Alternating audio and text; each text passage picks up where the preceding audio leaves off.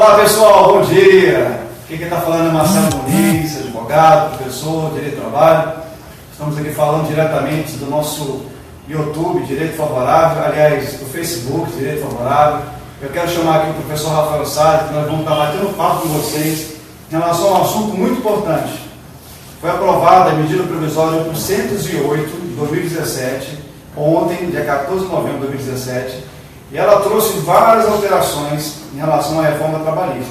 De uma forma bem descontraída, estamos aqui para bater um papo com vocês, nesse feriado, que está todo mundo descansando, aproveitando bastante o feriado, mas nós, como operadores do direito, apaixonados pelo direito do trabalho e de olho na reforma trabalhista, estamos aqui para bater esse papo com vocês de uma forma bem tranquila. Nós vamos separar por alguns blocos para que a gente possa tratar dos vários assuntos que vieram com essa medida provisória. Eu quero convidar o professor Rafael Salles já para dar início e começar a falar dos artigos que foram alterados. Tá certo? Professor? Fala pessoal, meu amigo Marcelo Muniz, prazer estar aqui no nosso canal Direito Favorável, nesse momento na fanpage, no Facebook. Mais uma vez, de forma surpreendente, sai uma medida provisória que reforma a reforma trabalhista. A gente vai discutir aqui ao longo de alguns blocos que tiveram pontos bem significativos, que alteraram profundamente aquilo que a gente estava ainda tentando entender. E que agora a gente vai ter que mais uma vez cair no livro, estudar, compreender e tentar passar. Eu vou iniciar falando, já indo direto ao ponto, que a primeira questão que foi modificada é a jornada de 12 horas de trabalho por 36 horas de descanso. Essa jornada gerou alguma polêmica na época, mas alguns setores já praticavam e o TST, através da súmula 444, ele já autorizava que ela fosse praticada. Só que ele colocava como condicionantes ter previsão em alguma lei específica, então não tinha, e também a questão de ser negociada via sindicato, através de acordo ou convenção coletiva de trabalho. E a grande inovação que a reforma trabalhista fez ao regulamentar essa questão foi a possibilidade de haver um acordo escrito individual entre o patrão e o empregado, autorizando ele a praticar essa jornada.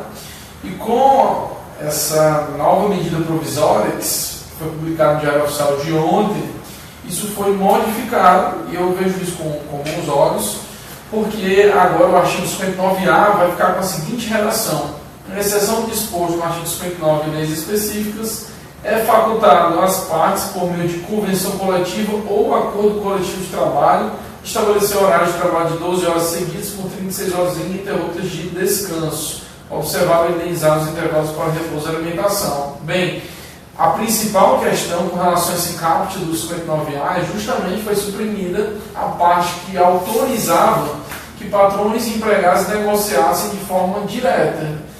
Mas existe alguma possibilidade com relação a isso? Você poderia me perguntar. Existe. Foi criada uma exceção que é para o setor de saúde. Antes havia apenas um parágrafo único, que ficou agora como parágrafo primeiro, e foi criado o parágrafo segundo, que vai dizer: é facultado às entidades atuantes no setor de saúde estabelecer por meio de acordo individual escrito, convenção coletiva ou acordo coletivo de trabalho, horário de trabalho de 12 horas seguidas por 36 ininterruptas de descanso. Então ainda permaneceu a possibilidade de acordo individual para regulamentar essa questão da jornada 12 por 36, para ser autorizado diretamente entre empregado e patrão, mas apenas para o setor de saúde, ou seja, os demais setores continuam tendo a necessidade já externada na súmula 444 do TST, que é a possibilidade dessa jornada ser negociada apenas via acordo ou convenção coletiva de trabalho. Ou seja, a grande mudança com relação à jornada de 12 por 36 nessa medida provisória é que apenas o setor de saúde vai poder negociar diretamente com o empregado. Os demais setores continuam tendo a necessidade de negociar com o sindicato. Eu vejo isso com ótimos olhos, meu amigo Muniz. E aí, o que vamos falar agora? Bom, dando continuidade, nós queremos falar com vocês sobre dano extrapatrimonial. Inclusive, nós temos um vídeo que nós gravamos no canal do YouTube, Direito Favorável, também está no nosso Facebook, explicando sobre danos extrapatrimoniais com a reforma trabalhista. Acontece que a linha C, aliás, o artigo 223C e o G tiveram alterações que nós vamos tratar com vocês.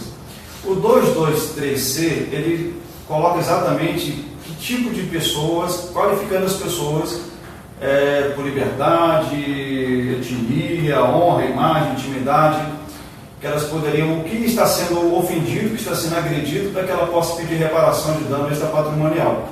Acontece que esse 223C, ele se tornou um pouco mais abrangente. Entrou a etnia, a idade, a nacionalidade, o gênero, então passou a tratar de outras questões, de outros pontos que a reforma, a Lei 13.467 de 2017 não tratava. Então, está um pouco mais abrangente.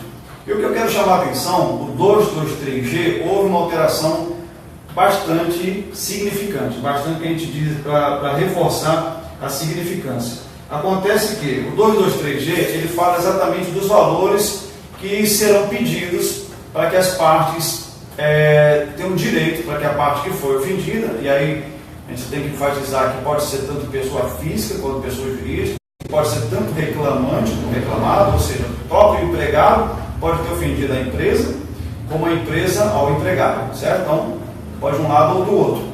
E o importante é que foram colocados 4 tipos de natureza. A natureza leve, a natureza média, a natureza grave e a gravíssima. E o que eu quero destacar, em relação ao percentual, continua mesmo, de 3, de 5, de 20, de 40 vezes. O que alterou, 50 vezes, o que alterou foi exatamente o cálculo, o valor que será aplicado em relação a esse tipo de indenização. Pela redação anterior, da própria Lei 13.467, o valor ele era relacionado ao último salário do empregado. Só que agora não. O valor ele está especificamente ligado ao valor limite máximo dos benefícios do regime geral da Previdência Social. Qual é o valor hoje do regime geral da Previdência Social? R$ 5.531,31. Então vamos imaginar, na prática, quando eu e o Fábio estamos falando muito desse assunto, a gente gosta de colocar na prática para vocês poderem entender melhor. Então vamos imaginar um reclamante que procura o advogado e diz que ele recebeu um valor de R$1.000. Fica fácil de calcular. Se era 50 vezes o valor do último salário, 50 vezes 1.000, o valor máximo de R$50.000. Então, vamos imaginar que ele tenha cometido uma perda muito grande. Vamos dizer que ele perdeu o braço. Trabalho em serralheria, houve um prejuízo enorme. E o valor desse dano extra patrimonial, que não está ligado em nada com verbas rescisórias, indenizatórias, mas não está ligado a verbas rescisórias, ele tinha um limite muito baixo para esse tipo de prejuízo causado a um reclamante, por exemplo. Então, com a mudança, com a medida provisória 208 de 2017, esse valor ele foi alterado em muito. Então, nesse caso que eu estou falando com vocês, se eu imagino, por exemplo, um reclamante que recebia R$1.000 vezes 50, que é a natureza gravíssima, ele receberia no máximo de indenização R$50.000. Só que com a alteração agora pelo limite máximo dos benefícios do RGPS, do Regime Geral da Previdência Social, calcula-se, por exemplo, esses 50 vezes os 5.531,31, que vai dar R$ 276.565,50, ou seja, o valor aumentou e muito. Então isso ajudou muito, professor Rafael. Com certeza, os reclamantes, né, e a gente imagina condições de danos elevados e que o valor a ser indenizado era muito baixo. Então, eu acredito que houve uma significância, né, em relação a essa alteração, o que com certeza vai trazer um benefício, já trouxe um benefício aí para as partes pesadas. E enfatizando, o parágrafo 3º desse artigo 223G, ele falava que na reincidência entre partes idênticas, o juiz poderá elevar o valor ao dobro dessa indenização. E o que foi alterado com essa medida provisória é que, em vez de entre partes idênticas, passou a tratar de quaisquer das partes. Ou seja, se for também verificado que a outra parte também lesou, ela pode também ser cobrada em relação a esse valor em dobro. E o parágrafo 4º, também novo, passou a tratar que para fim desse disposto da incidência, a incidência ocorrerá se a ofensa idêntica ocorrer no prazo de 2 anos. Então agora foi tratado também um limite, que tem um prazo de até 2 anos dessa ofensa, caso haja novamente uma ofensa relacionada ao ponto que foi tratado, poderá sim ser pedido novamente nesse período de 2 anos contados do trânsito julgado. Então, isso foi também um ponto muito relevante, algo que já está chamando a atenção aos advogados para que nós possamos peticionar e pedir o direito do reclamante da forma correta. Lembrando que o dano extrapatrimonial ele alcança tanto pessoa física como pessoa jurídica. E para terminar esse artigo, o parágrafo 5º passou a tratar com a redação do seguinte: os parâmetros estabelecidos no parágrafo 1º não se aplicam aos danos extrapatrimoniais decorrentes de morte. Então, se você na sua petição vai tratar de uma morte proveniente da relação de trabalho, o trabalhador aconteceu algum acidente no trabalho, e você quer fazer pedido desse dano extrapatrimonial, você não vai utilizar o artigo 223G, tá certo? Como é que nós vamos trabalhar isso? O artigo 8º, parágrafo 1º da CLT, ele diz que nós devemos também no direito do trabalho utilizar agora o direito comum. Então nós vamos começar a tratar também o direito comum em relação a isso, principalmente por causa da gravidade do assunto, tá certo?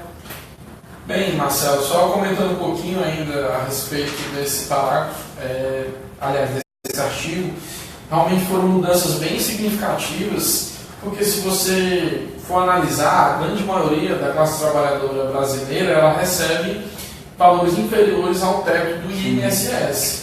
E as pessoas estavam vendo com maus olhos essa questão da quantificação, porque realmente, uma situação como você mencionou, que a pessoa perdeu um braço, a indenização máxima era de 50 mil reais, né, se eu considerar isso de natureza gravíssima, e eu considero isso como dessa natureza. Então, isso acabava que podia gerar muitas injustiças com relação à quantificação de valores, considerando os parâmetros atuais que já são aplicados.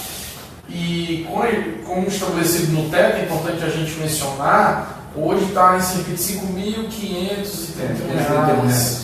O teto do INSS, multiplicando por 50, acho que você já fez mil e pouco. Então, as condenações que eram no máximo aí para o trabalhador que recebia R$1.000, 50 mil, pode chegar agora a 276 mil reais, que é um valor bem mais razoável que apenas 50 mil reais. E também é importante ratificar essa questão dos danos no caso de morte. Nessa hipótese, o julgador que antes ficava limitado ao estabelecido nesse parágrafo, aliás, nesse artigo, agora ele vai poder estabelecer valores maiores. Não raras vezes, grandes grupos econômicos são condenados a pagar, por exemplo, R$1 milhão. Com o texto original da reforma trabalhista, esse valor estaria excluído. Agora volta a ter essa possibilidade de condenação em valores mais razoáveis, quando a gente está falando do principal bem tutelado pelo direito, que é a vida, né? Com certeza. Dando continuidade, o próximo ponto que a gente vai tratar agora também gerou grande polêmica durante algum tempo, é a questão envolvendo a gestante.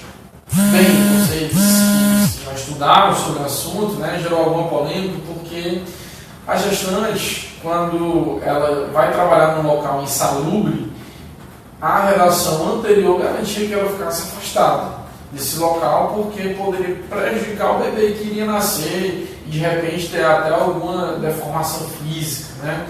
Mas com o contexto da reforma, isso poderia ser afastado, ela ficava automaticamente afastada quando a insalubridade que ela estava exposta era grau máximo, né, de 40%, mas se ela levasse um atestado médico dizendo que ela tinha que ser afastada, ela também poderia se afastar e continuava percebendo uma adicional de salubridade mesmo sendo afastado para um local, afastado que a gente fala, e trabalhar num local salubre dentro da empresa. Quando não tivesse esse local salubre, aí ela poderia ficar afastada como se fosse recebendo um salário maternidade. Com as alterações, inverteu-se a ordem. Agora ela não vai ter que comprovar que precisa se afastar, mas se ela quiser trabalhar num local insalubre, ela vai precisar, na verdade, de uma declaração médica autorizando ela a trabalhar. A gente vai ler aqui a redação, ficou assim: a empregada gestante será afastada enquanto durar a gestação de quaisquer atividades, operações ou locais insalubres e exercerá suas atividades em local salubre. Agora, uma importante modificação: excluído, nesse caso, o pagamento de adicional de insalubridade. Adicional de insalubridade, o que a gente chama de salário condição. Você tem que estar trabalhando no local insalubre para receber. No texto anterior, nessa parte era até mais benéfico, porque garantia o percebimento mesmo você afastado desse local insalubre. Agora não. Se você quiser, em regra, você vai se afastar. Você é mulher que está grávida, você vai se afastar do local insalubre, mas perderá o direito de receber o adicional de insalubridade.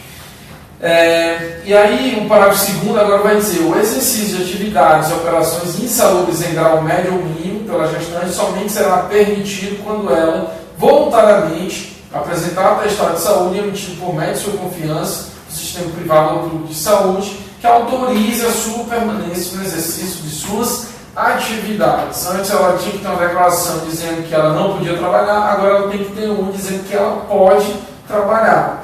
E o parágrafo 3º vai se referir especificamente às lactantes, ou seja, às mulheres que estão amamentando, e vai dizer: a empregada lactante será afastada de atividades e operações consideradas insalubres em qualquer grau, quando apresentar atestado de saúde emitido por médico de sua confiança do sistema privado ou público de saúde que recomende o afastamento durante a lactação. O grande prejuízo para a gestante nesse período, e aí ela tem que sopesar isso, é que ela vai deixar de receber o adicional de insalubridade, que pode ser de 10%, 20% ou 40% sobre o salário mínimo. Esse é o entendimento atual do Supremo Tribunal Federal e do TST. E são basicamente essas as mudanças que houver com relação à empregada gestante. Eu passo a bola para você, meu amigo. Rafael, eu queria só acrescentar e só enfatizar também o seguinte: como você falou, o 394A, ele fala que qualquer atividade, né? E esse parágrafo 2º, na verdade, é uma condição particular. A gente não vai ser o empregador, não será o empregador que vai atrás de um atestado para comprovar que a gestante tem direito a permanecer naquela atividade e recebendo ainda adicional de insalubridade, seja pelo grau médio ou mínimo. Então é uma condição particular em que a reclamante, né, na condição de gestante, ela, no interesse de receber o adicional, ela deve procurar um médico, e esse médico analisar realmente a condição dela, da criança, para que seja gerado um atestado e a empresa, baseado nesse atestado, possa dar condições dela continuar naquele trabalho insalubre dentro das condições apresentadas pelo médico. Então é uma condição particular, é algo que terá que vir da reclamante, terá que vir no caso da empregada na condição de gestante. Tá certo? Esse é o ponto que eu queria também enfatizar. E outro artigo, Rafael, muito interessante em relação à contratação do autônomo. Houve uma alteração no 444B, que fala: a contratação do autônomo, cumprida todas essas formalidades legais, de forma contínua ou não, afasta a qualidade do empregado previsto desta consolidação. O que aconteceu é o seguinte: não havia parágrafos em relação a esse artigo tratando especificamente do trabalho autônomo, estava algo muito solto. Então havia uma liberdade até muito grande, ou talvez um problema para nós tratarmos mais na frente por causa de falta de previsão legal. Acrescentando com relação a esse artigo, me permita aqui um breve à parte, né, era um dos que eu mais criticava o texto original dele, porque, por exemplo, o Muniz, ele autorizava que fosse contratado um trabalhador autônomo com ou sem exclusividade. Eu pergunto, como é que é um trabalhador autônomo, ou seja, que não é empregado, não vai ter carteira assinada, não vai ter FGTS, SPC e tem exclusivo? Que trabalhador autônomo é esse, né? Não é contraditório. E além da outra crítica que eu faço, que ela deixa de forma contínua ou não, que autônomo é esse que você, em alguns casos até cabe, né? Mas fica uma coisa estranha. Mas o mais estranho de tudo era essa questão da exclusividade. Olha, no meu escritório, por exemplo, eu tenho um prestador de serviço que vai lá uma vez ou duas por mês para atualizar, por exemplo, meus computadores. É um técnico de informática, eu contratei a empresa dele para isso. É um prestador de serviço treinado para fazer isso. Apesar de que eu contratei via empresa, né? Então, empresa constituída. Mas se fosse uma pessoa física, seria um exemplo de autônomo. Agora, se eu digo, ó, só pode trabalhar para mim, aí já começa a ter indícios de uma subordinação jurídica, que isso aí é um dos requisitos principais na relação de emprego. Então, essas alterações aqui, e aí eu vou para uma frente, só para falar desse parágrafo primeiro, ó, a lei anterior dizia com exclusividade ou não, era muito estranho. O parágrafo primeiro agora vai dizer expressamente: é vedada a celebração de cláusula de exclusividade no contrato previsto no caput. Perceba que a redação atual ela é totalmente contrária à redação anterior e eu digo de forma correta. Nesse aspecto, a lei realmente teve, a medida provisória está bem melhor do que a redação original, porque essa questão da exclusividade era muito estranho que tivesse para o trabalhador autônomo. Deixa aí com esse, meu amigo. Com certeza. Bom, parágrafo 2º, também incluso, diz: não caracteriza a qualidade do empregado prevista no parágrafo do artigo 3º da CLT, né, que fala dos requisitos do empregado, o fato do autônomo prestar serviço apenas no tomador. É diferente a condição, por exemplo, desse prestador, está apenas no escritório do Rafael, que é uma liberdade, né, uma condição dele. Uma coisa é, ele só está ligado a um tomador de serviço, outra coisa é ele ser exclusivo. Então, não caracteriza a qualidade do emprego se ele está prestando serviço para um tomador, porque ele pode prestar serviço para um, para dois, para três, ele tem liberdade para isso. Agora, ele não pode depois argumentar, requerer em juízo, dizendo: não, eu só prestava serviço para o Rafael Salles, só prestava serviço para fulano, só prestava serviço para a empresa tal. Isso não caracteriza a relação de emprego, tá certo? O segundo ele trata exatamente disso. Então, uma coisa é exclusividade, outra coisa é prestar serviço apenas para o tomador de serviço. Parágrafo 3º diz: o autônomo poderá prestar serviço de qualquer natureza a outros tomadores de serviço que exerçam ou não a mesma atividade econômica. Então, também dá liberdade para ele trabalhar em setores diferentes, sob qualquer modalidade de contrato de trabalho, inclusive como autônomo. Então, apesar dele poder ter um contrato diferenciado com empresas, empresa A, B e C, isso também não gera para ele uma relação de emprego, ele continua sendo tratado ainda como autônomo. Parágrafo 4, fica garantido ao autônomo a possibilidade de recusa, isso aqui é importante, de realizar atividade demandada pelo contratante. Se o autônomo não tem essa autonomia do trabalho dele, dele dizer assim: não, eu não posso ir na quarta-feira, eu não posso ir na próxima segunda, não, hoje eu não posso porque eu tenho outro compromisso. A partir do momento que o empregador, né, aí passa a ser o empregador, a partir do momento que quem está contratando o prestador de serviço, o tomador de serviço, começa a obrigar, aí passa a ter o requisito da subordinação jurídica. Então, nesse caso, seria então convertido para o empregado. Então, o autônomo ele tem toda a liberdade de recusar um serviço, mesmo tendo contratado, tendo feito um contrato escrito, e deve ser por escrito, em relação ao tomador de serviço. Okay? E antes de você comentar o próximo, eu estou acompanhando aqui os comentários, né, aqui pelo Facebook. Queria mandar um abraço para o Helber, né, que estava com a gente ontem na palestra do UFC. O Cícero Cleano, grande advogado, que está em uma luta forte. A gente deseja muita saúde para você, Cícero. E a Jéssica também, que foi nossa tutorando no projeto brilhantemente tocado pelo Marcelo, na Jovem.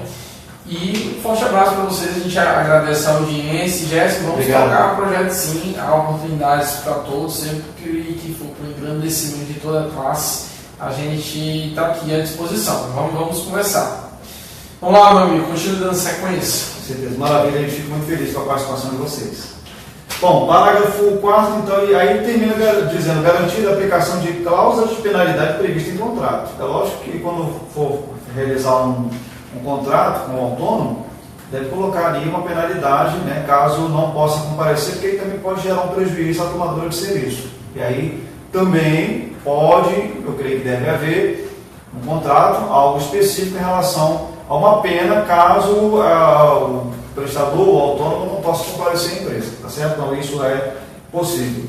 Parágrafo 5º, aliás, tem mais 12. Parágrafo 5º diz: motoristas, representantes comerciais, corretores de imóveis, parceiros e trabalhadores de outras categorias de leis específicas relacionadas à atividade compatível com o contrato autônomo, desde que cumpridos os requisitos, não possuirão a qualidade de empregado. Então, deixando bem claro que há possibilidade, sim, de motoristas, representantes comerciais, corretores de imóveis, ligados diretamente a esse tomador de serviço, ligados diretamente à pessoa que está prestando o serviço, que não haja a relação de emprego. Com relação a esse tipo de relação, eu tenho várias ressalvas. Para mim, a lei nem precisaria dizer isso. Eles são enfatizar, né? Eles são autônomos, então não caracterizam de emprego. Agora, o receio que eu tenho é que eventuais empregadores, né, utilizem desse texto para maquiar, exato, para maquiar algumas situações. Então eu tenho algumas ressalvas, na minha opinião não precisava listar essas categorias, mas o legislador optou aí, né, por listar, vamos ver como é que se... É o que a gente vê na prática, principalmente os vendedores externos, né, que acabam depois virando representantes comerciais para que a empresa não pague, né, os encargos trabalhistas. Exatamente. E aí gera esse problema. Mas aí vai caber, você sendo advogado, vai caber você comprovar. Bom, parágrafo 6º, presente a subordinação jurídica, será reconhecido vínculo empregatício. Como eu falei, se houver a obrigatoriedade, quais são os requisitos? Está lá no artigo 3º da CLT, né? Onerosidade, subordinação, habitualidade, a pessoa física. Então, tendo essa subordinação, é lógico que você vai caracterizar aí, vai passar a caracterizar a relação de emprego. Então, cuidado também aos que estiverem contratando a partir de agora sobre essa condição de autônomo. Mas esse ponto aqui, presente a subordinação jurídica, será reconhecido vínculo de emprego, também está lá no artigo 1º, 2º e 3º, né, que vai caracterizar a relação de emprego. Esse talvez seja um dos principais requisitos que caracteriza essa relação de emprego. Não precisaria estar também, mas é bom que esteja, porque assim que sair a reforma, eu vi muitas pessoas comentando: agora eu vou contratar como autônomo. Aí, qual é essa pessoa que você vai contratar como autônomo? Qual é a atividade que ela vai exercer na sua empresa? Não, vai fazer isso, isso, isso.